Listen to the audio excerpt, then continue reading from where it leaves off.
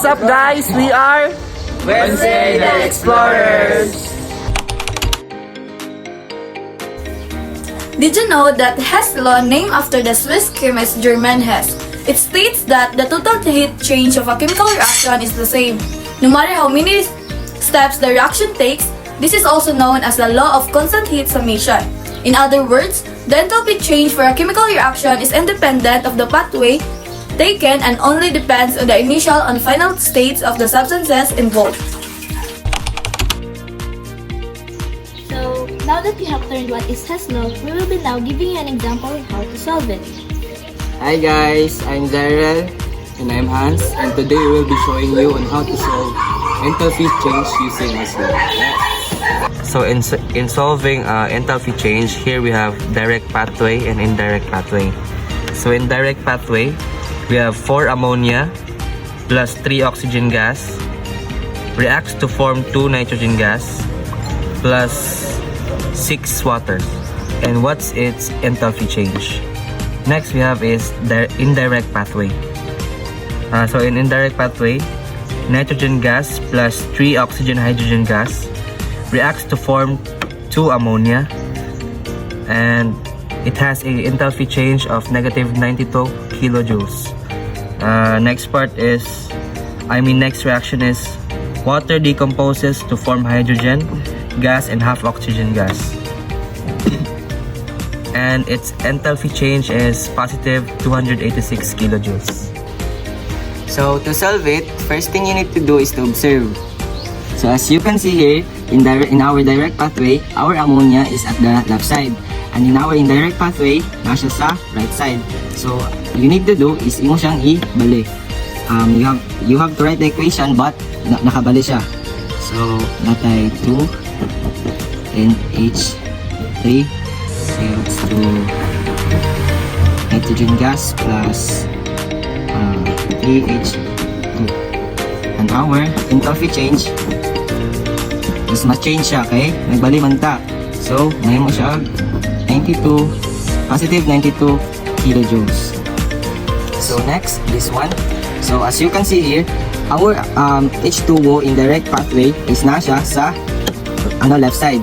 Then sa direct pathway nasa sa right side. So you need to do is to balihon siya. You're gonna write the equation in opposite way. So here, H2 plus 1/2 of oxygen gas yields to water. And then your enthalpy change. So positive man siya, 286 kilojoules. So mahimo siya og negative. Kaya nagbali man ta og equation. So magdag negative 286 kilojoules. So next step, as you can see here in our direct pathway, we have here 4 ammonia.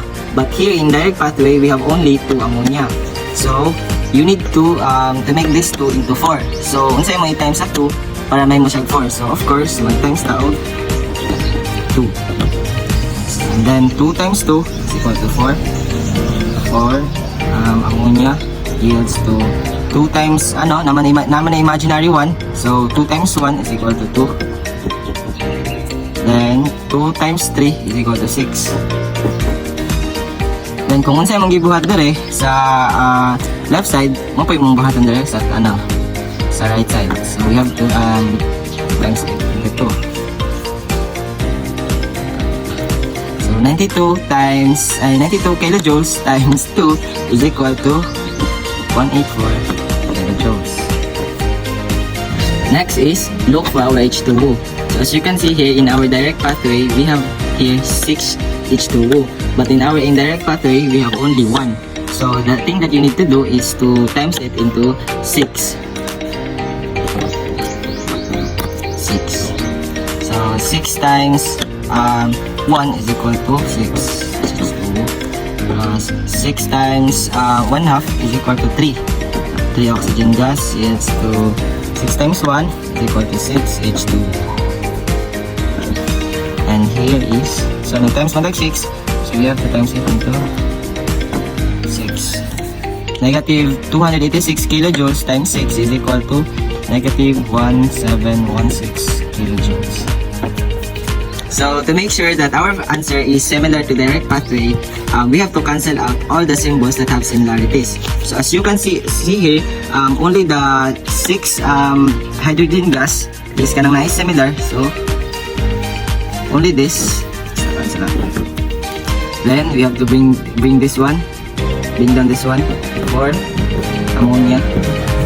So wala na siya. Cancel out.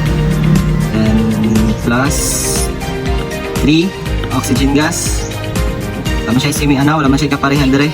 So, na, and yields to 2 and 2.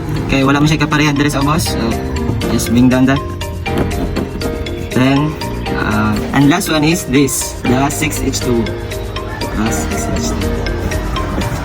So, as you can see here, our answer is similar to direct pathway. We have the 4 ammonia plus 3 oxygen gas yields to 2 and 2, then plus 6 of water. So to solve the final enthalpy change, you just need to add this one, this 2. So 184 plus negative 1716 is equal to negative 1582 kilojoules. So this is our final answer. And that's how we solve enthalpy change using HESS law. Yes.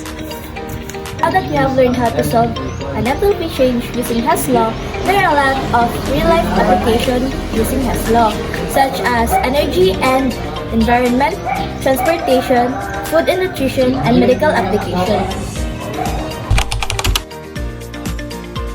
So in foods and nutritions, the law can be applied to calculate the energy content of food based on their chemical composition, just like this.